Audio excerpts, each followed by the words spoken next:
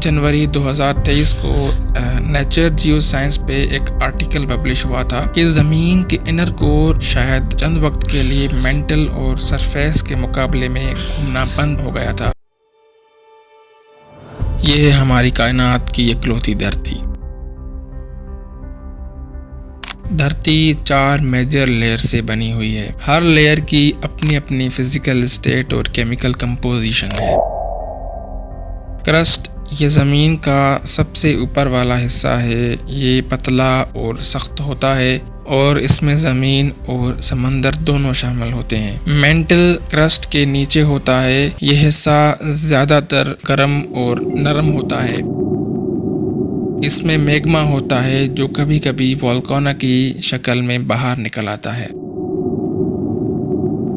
ज़मीन का सबसे अंदर वाला हिस्सा कोर होता है। इसे 2 हिस्सों में तकसीम किया गया है, आउटर कोर और inner core. Outer core liquid होता है जबकि इनर कोर सॉलिड होता है। इनर कोर ज़्यादातर आयरन और निकल से बना होता है। इसका रेडियस लगभग 1220 किलोमीटर है, यानी 758 माइल्स। इनर कोर का टेम्परेचर तकरीबन 5200 सेल्सियस डिग्री होता है। ज़मीन का अंदरूनी कोर एक बहुत अहम किरदार अदा करता है ज़मीन के जियोडायनामो में, जो कि ज़मीन का मैग्नेटिक फील्ड बनाता है। इनर कोर और आउटर कोर के दरमियान एक इंटरसेक्शन और आयरन की क्रिस्टलाइजेशन होती है। यह सब आउटर कोर में कन्वेक्शन करंट्स पैदा करते हैं। ये करंट्स ज़मीन के मैग्नेटिक फील्ड को बनाते हैं, जो कि ज़मीन पर जिंदगी के लिए निहायत ही ज़रूरी होता है। मैग्नेटिक फील्ड ज़मीन पर लाइफ के लिए बहुत ज़रूरी है क्योंकि ये हमें सूरज की ख़तरनाक वेव्स से महफूज रखता है। साइंटिस्ट कभी भी इनर कोर तक नहीं पहुंचे और कभी भी डायरेक्टली वहां पहुंच नहीं सकते। अगर साइंटिस्ट वहां पहुंच नहीं सकते तो वो ये सब कुछ कैसे जानते हैं कि इनर कोर किस मटेरियल से बना है, इसका रेडियस कितना है, या और जो भी इंफॉर्मेशन है कैसे जानते हैं। साइंटिस्ट अर्थ के इनर कोर की इंफॉर्मेशन सीस्मिक वेव्स और अर्थ के मैग्नेटिक फील्ड की एनालिसिस से हासिल करते हैं। जब अर्थक्वेक होता है तो सीस्मिक वेव्स जनरेट होती हैं जो ज़मीन के अंदर ट्रेवल करती हैं। ये वेव्स 2 मेन टाइप्स की होती हैं, एक पी वेव्स, दूसरा एस वेव्स। पी वेव्स यानी प्राइमरी या कंप्रेशनल वेव्स और एस वेव्स यानी सेकेंडरी या शीर वेव्स। साइंसदान 4 चीज़ों की बेस पर एनालिसिस करते हैं। Number 1, wave behaviour.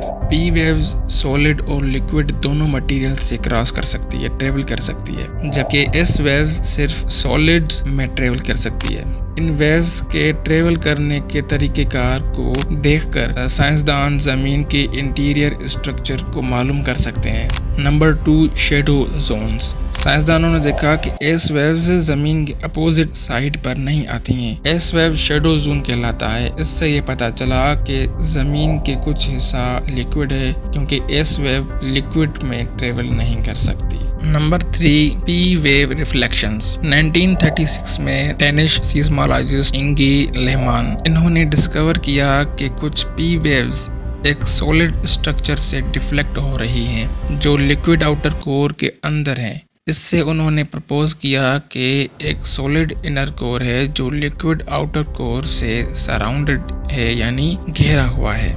Number 4, confirmation. इस तरीके से सीस्मिक वेव्स का यूज करके साइंटिस्ट ने ज़मीन के इंटरनल स्ट्रक्चर के बारे में इनवैल्यूएबल इंसाइट्स हासिल किए।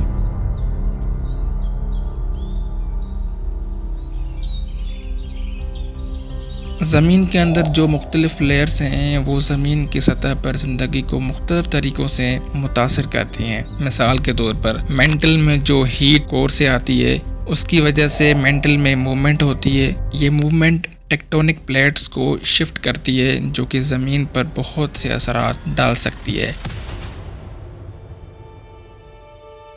Now what's happening to the inner core. Inner core के साथ अब क्या हो रहा है? 23 जनवरी 2023 को नेचर जियो साइंस पे एक आर्टिकल पब्लिश हुआ था कि ज़मीन के इनर कोर शायद चंद वक्त के लिए मेंटल और सरफेस के मुकाबले में घूमना बंद हो गया था। रिसर्चर्स ने जनवरी 23 को नेचर जियो साइंस में रिपोर्ट किया अब अंदरूनी कोर घूमने का रुख उलट हो सकता है, जो कि तकरीबन 70 साल का साइकिल हो सकता है, जो ज़मीन के दिनों की लंबाई और इसकी मैग्नेटिक फील्ड को मुतासिर कर सकता है। 1970s तक इनर कोर प्लैनेट से थोड़ा ज़्यादा तेज़ी से घूम रहा था, मगर 2008 के आसपास ये स्लो होता गया और 2008 से 2023 तक मेंटल के मुकाबले में अपोजिट डायरेक्शन में घूमना शुरू कर दिया। इनर कोर के अपोजिट डायरेक्शन में घूमने के कॉन्सिक्वेंसेस क्या हो सकते हैं? इनर कोर के घूमने की डायरेक्शन चेंज होने से दिन की लंबाई में थोड़ा फर्क आ सकता है, जो कि मिली सेकेंड्स में हो सकता है। यह चेंज ज़मीन के मकनातीसी मैदान यानी मैग्नेटिक फील्ड पर बहुत असर डाल सकता है। ग्रेविटेशनल फोर्स की वजह से ज़मीन की सतह पर भी थोड़ी बहुत तब्दीलियां हो सकती हैं, जैसे कि समंदर की सतह पर तब्दीलियां। अगर आपको मेरा वीडियो पसंद आया हो तो लाइक और कमेंट और सब्सक्राइब मेरा चैनल ज़रूर कीजिएगा, और अगर आप चाहते हैं कि मैं और ऐसे वीडियो बनाऊं तो कमेंट में सजेशन लाजमन दीजिएगा। बहुत शुक्रिया। अल्लाह हाफ़िज़।